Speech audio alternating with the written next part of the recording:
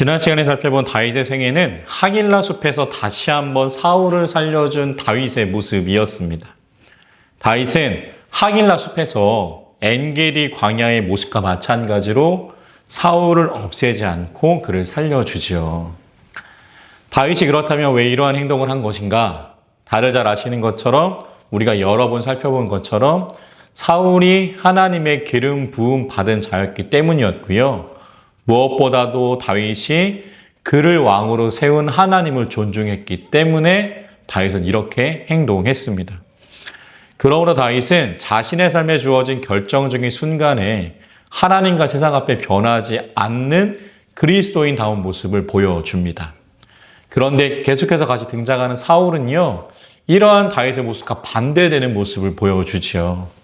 사울은 다윗을 죽이러 하길라 산에 왔으면서도 전세가 역전되자 다윗을 어떻게 불러요? 내 아들 다윗아라고 부르죠. 그렇게 전세가 역전되자 이중적인 모습을 보여주는 겁니다. 그러므로 그리스도인에게 필요한 모습은 무엇이에요? 다윗의 모습이지 사울의 모습이 아님을 우리는 알게 됩니다. 소망하기는 세상과 하나님 앞에 변하지 않는 다윗의 모습이, 그리스도인다운 모습이 우리의 모습 될 수 있기를 그렇게 주님의 이름으로 축원합니다. 그런데 어떻게 된 일일까요? 오늘 본문 말씀을 통해서는 다윗이 우리가 살펴본 그리스도인의 모습을 잃고요, 자기 뜻대로 행동하는 모습을 보여줍니다. 다윗에게 어떠한 일이 있었는지 우리 말씀을 통해 확인해 볼 텐데요. 우리 오늘 본문에 속해있던 사무엘상 27장 1절 말씀, 우리 1절 말씀, 1절 우리 다 같이 한 목소리로 읽습니다. 다윗이 그 마음에 생각하기를 내가 후일에는 사울의 손에 붙잡히리니 블레셋 사람의 땅으로 피하여 들어가는 것이 좋으리로다. 사울이 이스라엘 온 영토 내에서 다시 나를 찾다가 단념하리니 내가 그의 손에서 벗어나리라 하고. 아멘. 다윗은 수많은 시간을요, 사울의 손에서 벗어나기 위해 애썼습니다. 사울의 왕궁에서 사울의 창끝을 피해 달아나면서부터 그는 긴 시간을 사울에게 잡히지 않기 위해, 죽지 않기 위해 고군분투해야만 했습니다. 그러나 하나님이 다윗을 지키셨기에 다윗은 무사할 수 있었죠. 그런데 문제는 무엇이에요? 번번이 다윗을 잡는 일에 실패하는 사울이었지만 그는 다윗을 잡으려는 일을 포기하지 않았다라는 거죠.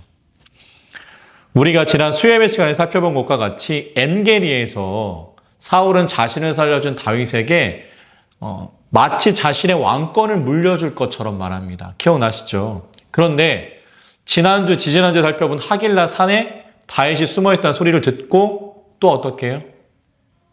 그렇게 말했음에도 불구하고 또 다윗을 잡으러 출정하는 거죠. 그 다윗을 잡으려고 하는 그 마음을 억누르지 못하는 거예요. 그럼 우리가 방금 읽었던 사무엘상 27장 1절의 말씀처럼 다윗은 이렇게 생각합니다. 이러다가 언젠가는 내가 잡히겠다. 그래서 다윗은 자신을 제외한 사울의 가장 큰 정적이었던 블레셋으로 도망치는 것이 나에게 가장 안전한 일이다라는 결론을 내리게 됩니다. 그렇게 다윗은 지금까지 하나님의 도우심으로 여러 번 위기를 넘겼지만 그의 마음속에는 여전히 인간의 생각이 자리 잡고 있었던 거예요. 히브리어 원문의 성경을 보면은요, 본문 1절 앞에는 히브리어 접속사가 하나 더 있음을 알 수 있습니다. 그 단어가 어떤 단어냐? 히브리어 접속사 와우라는 접속사인데 어떤 뜻을 갖고 있느냐? 그러나라는 단어예요. 그러나.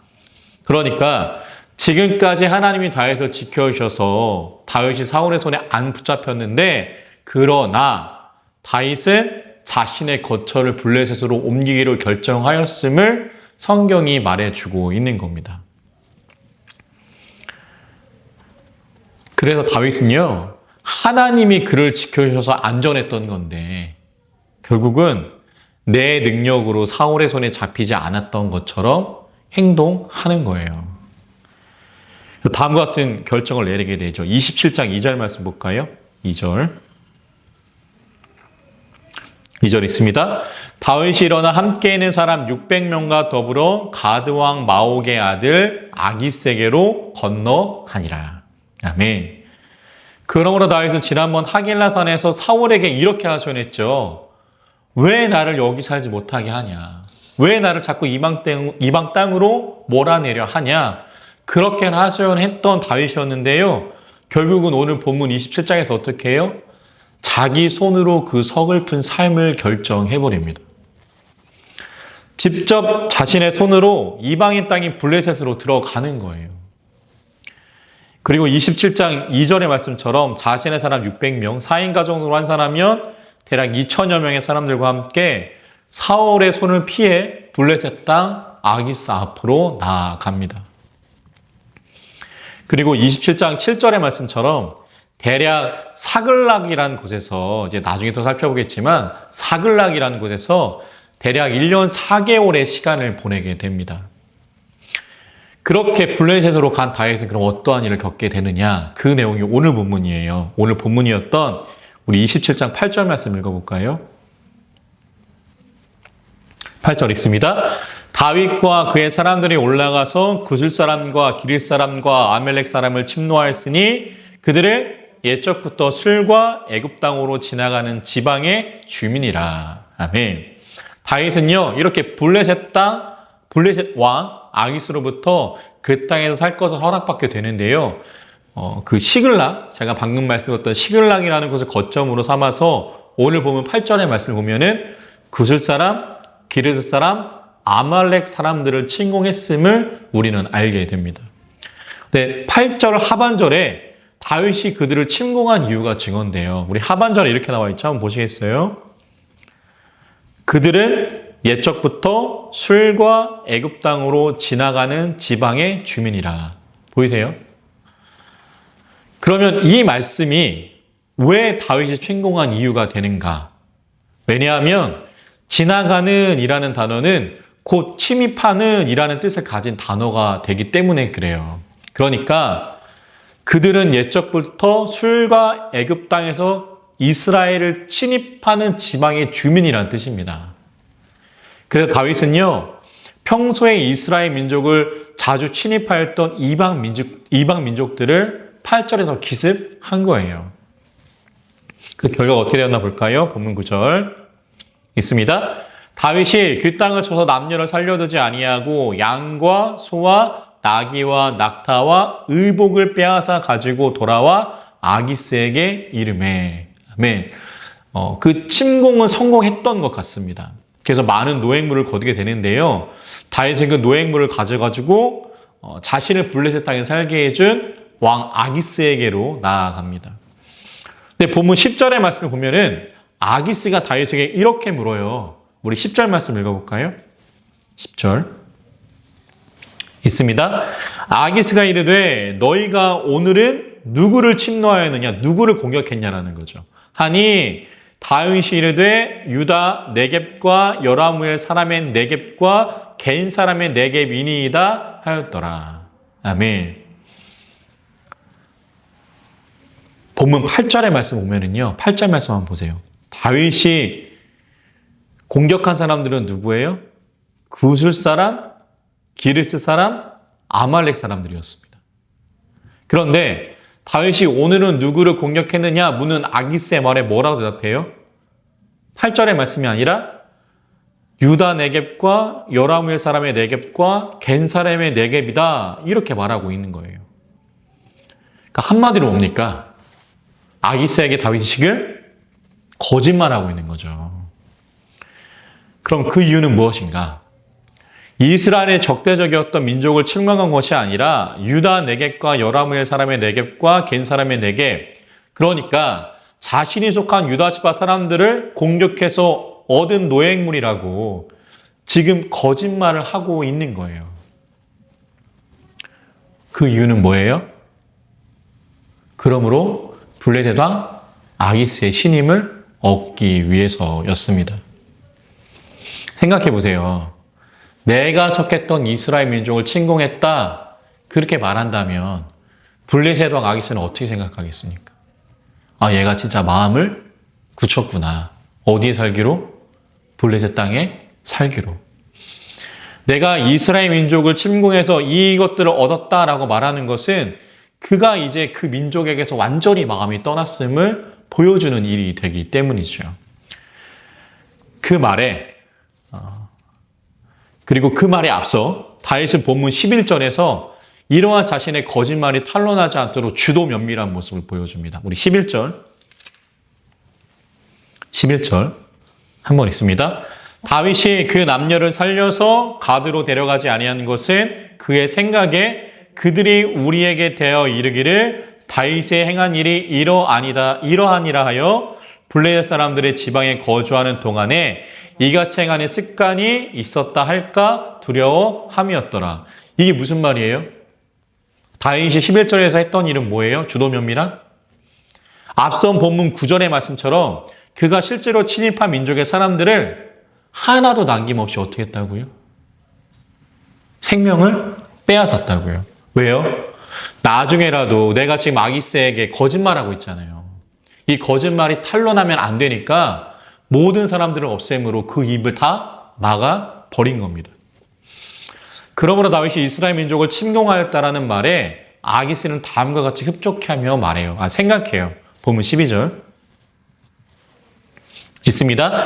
아기스가 다윗을 믿고 말하기를 다윗이 자기 백성 이스라엘에게 심히 미움을 받게 당연하죠. 내가 살던 땅의 사람들을 침공해서 얻었다라고 하니까 이 노획물을 당연히 블레셋 땅 아기스는 어떻게 생각해요? 이제 얘는 못 돌아간다는 겁니다. 그래서 그는 영원히 내 부하가 되리라고 생각하니라. 아멘. 아기스가 생각하기에 다윗의 말이 진실이라면 이제 다윗은 돌아갈 곳이 없음은 명백해졌습니다. 그러나 다윗이 이렇게 자신의 삶을 결정하고 주도 면밀하게 계획했을지라도요. 그는 결국 다음과 같은 결과를 만나게 돼요. 우리 다음 주에 살펴볼 말씀인데요.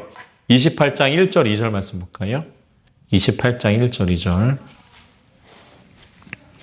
사무엘상 28장 1절 2절 두 절 말씀 있습니다. 그때에 블레셋 사람들이 이스라엘과 싸우려고 군대를 모집한지라 아기스가 다윗에게 이르되 너는 밝히 알라. 너와 내 사람들이 나와 함께 나가서 군대에 참가할 것이니라. 다윗이 그러면 당신의 종이 행할 바를 아시리이다 하니 아기스가 다윗에게 이르되 그러면 내가 너를 영원히 내 머리 지키는 자를 삼으리라 하니라. 아멘. 그렇게 모든 결정을 내가 내리고 주도 면밀하게 계획했음에도 불구하고 다윗이 만난 결과는 뭐예요? 이스라엘과 블레셋과의 전쟁에 어느 편으로 참전하는 거예요? 블레셋 편으로 참전하게 되는 겁니다. 여러분들이 다윗이라면 어떻게 하시겠습니까? 블레셋군으로 이스라엘 참전하겠어요? 전쟁에? 아니면 그 전쟁에 참여하지 않으므로 그래도 이스라엘 사람으로 남으시겠습니까? 그럼 또 쫓겨나는 거예요. 어떻게 하시겠습니까? 사랑하는 성도 여러분, 그렇다면 오늘 본문의 말씀을 통해서 우리는 어떠한 하나님의 음성을 들을 수 있을까요? 소망하기는 이 말씀이 우리의 삶에 온전히 남는 이 복된 예배 시간 될 수 있기를, 말씀의 시간 될 수 있기를 주님의 이름으로 간절히 축원합니다. 오늘 말씀을 통해서 우리는 다음의 사실을 알 수 있습니다. 어떤 거냐? 하나님 믿는 사람은 하나님 없이 내 마음대로 결정해서는 안 된다라는 것입니다. 다윗의 도망자 초기에 자신을 도와주었던 노베제사장 아히멜렉이 자신의 부주의로 인해서 사울의 화를 입은 이후에 다윗은 자신의 삶의 결정을 자신이 내리지 않습니다. 다들 잘 아시는 것처럼 누가 내리게 해요? 하나님이 결정하게 두는 거예요. 그일라 사람들을 도와주었을 때도 그들을 도울 것인지 말 것인지, 그리고 그들의 배신에 여기 머물 것인지 말 것인지. 엔게리 광에서 마찬가지죠. 사울의 생명을 내 손으로 마무리 짓지 않고 결정 짓지 않고 누구의 손에 맡겨요? 하나님 손에 맡기죠. 우리가 두 주 주간 살펴본 하길라산 사울의 처소 안에서도 마찬가지죠. 분명히 사울을 죽일 수 있는 기회가 있었지만 그의 생명을 누구의 손에 맡겨요? 하나님 손에 맡깁니다. 그런데 오늘 말씀처럼 다윗이 자기의 삶을 주도하였을 때, 자신의 삶의 모든 결정을 내가 내렸을 때 그의 삶은 어떻게 변합니까?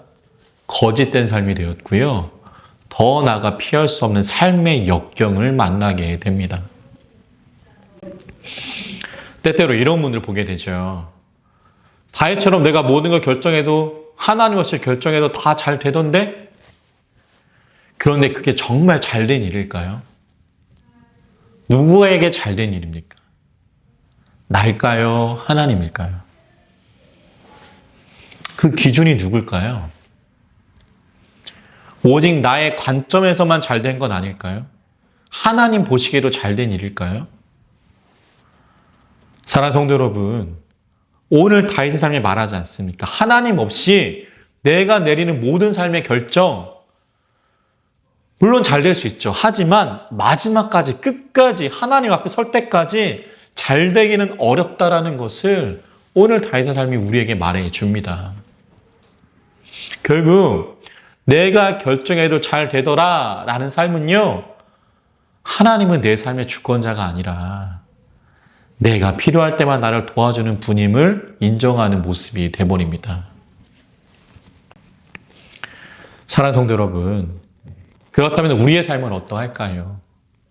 오늘 다윗의 모습처럼 하나님을 믿기는 하지만 내 삶의 결정을 하나님의 뜻대로, 아니 한 10발짝 양보해가지고요, 하나님과 상의하는 것이 아니라 그 모든 순간, 모든 결정과 판단은 다 내가 내리는 건 아닙니까?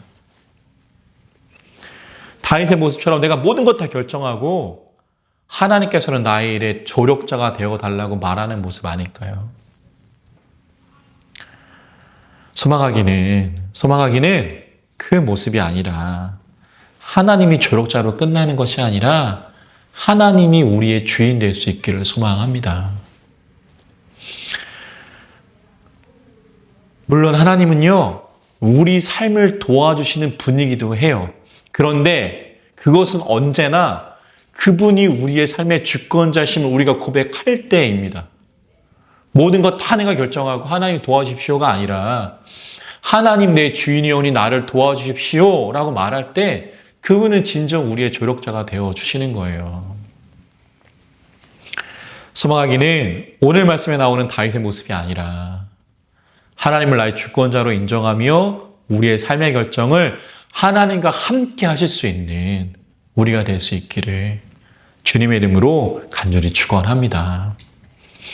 오늘 말씀을 통해서 그런 우리는 다음에 하나님의 음성을 듣게 됩니다. 사람은 하나님보다 지혜롭지 못하다라는 거예요. 오늘 말씀에서 그 다윗처럼 우리는 우리의 생각과 우리의 판단이 매우 지혜롭고 논리적이고 정말로 정확하다 그렇게 생각을 합니다. 지금 사울의 칼을 피해 안전할 수 있는 것은 블레셋밖에 없다라고 생각한 다윗의 모습처럼 말이죠. 그런데 그것이 그때는 지혜로운 모습이라 할지라도 마지막까지 지혜로운 결정의 순간이었을까요? 그 모습이었을까요? 우리가 살펴본 사무엘상 28장 1절 2절의 말씀처럼요. 그때 다윗이 생각하기에 그 지혜로운 결정은요. 결국 자기 민족을 향해서 칼을 겨눠야 하는 모습이 되어버립니다. 사랑하는 성도 여러분, 그러므로 오늘 말씀이 이야기하는 그리스도의 지혜는 무엇입니까? 그것은 내 지혜로움보다 하나님이 더 지혜로우심을 인정하는 거예요. 우리의 삶을 그분이 가장 잘 아시고 가장 잘 인도하시는 것을 인정하는 겁니다. 그래서 우리의 삶의 결정을 내가 아니라 하나님께서 하실 수 있도록 하나님의 손에 올려드리는 거예요. 그것이 진짜 그리스도인의 지혜임을, 수학 문제 잘 풀고 영어 잘하고 그게 지혜가 아니라 그리스도인들은 이것이 진짜 지혜임을 오늘 성경이 이야기하는 겁니다. 그러므로 소망하기는요, 우리는 하나님보다 지혜롭지 못해요. 그것을 인정하시고 하나님의 지혜로움으로 살아가실 수 있는 우리가 되기를 소망합니다. 그 길로 오늘 말씀을 우리의 가슴에 담고 그러므로 남은 삶일도 하나님과 함께 하나님의 지혜로움으로 채워가실 수 있는 우리가 될 수 있기를 주님의 이름으로 간절히 축원합니다. 오늘 말씀을 정리해 보겠습니다. 오늘 말씀에서 다윗은요, 지금까지 보여준 모습과는 완전히 다른 모습을 보여줍니다. 궁지에 몰리니까 진짜 그 사람의 가슴에, 그 사람의 마음에 있는 것들이 드러나는 거예요. 지금까지는 자기 삶의 결정을 언제나 하나님께 맡겨드리는 삶이었는데 결국 궁지에 몰리니까 내 삶의 결정을 누가 내려요? 본인 스스로 내리고 있는 거죠. 그 결정이 잘 풀렸으면 좋으련만 그는 새로운 또 위기를 맞이합니다. 그러므로 그리스도인의 삶은 어떠해야 합니까? 무엇이 그리스도인들에게 정말 지혜로운 것입니까? 그것은 전에 다윗이 보여준 것처럼 오늘 말씀이 아니라 엔게리에서 하길라산에서 보여준 그것처럼 우리의 결정을 혼자 내리는 것이 아니라 나 혼자 하는 것이 아니라 하나님의 손에 맡겨드리는 거예요. 하나님과 함께 상의하는 겁니다. 나의 삶의 결정을 내 마음대로 내리는 게 아니라 하나님의 사람답게 하나님과 함께 내리게 되는 거죠. 하나님을 그러므로 내 인생의 조력자로 끝나는 것이 아니라 내 인생의 주권자로 그렇게 인정하는 것. 그것이 오늘 말씀에서 성경이 이야기하는 하나님의 사람의 지혜로운 모습입니다. 소망하기는 그 모습으로 살아가기를 원합니다. 그 모습으로 우리의 남은 3일의 삶을 살아가기를 원합니다. 그러할 때에 우리의 삶을 통해서 이 땅에 일하시는 하나님이 다시 한번 드러날 줄 믿습니다. 그렇게 살아가실 수 있는 하나님과 함께 결정함으로 나보다 하나님이 더 지혜로움을 인정함으로 남은 3일을 하나님의 사람답게 살아가실 수 있는 우리가 될 수 있기를 주님의 이름으로 간절히 축원합니다.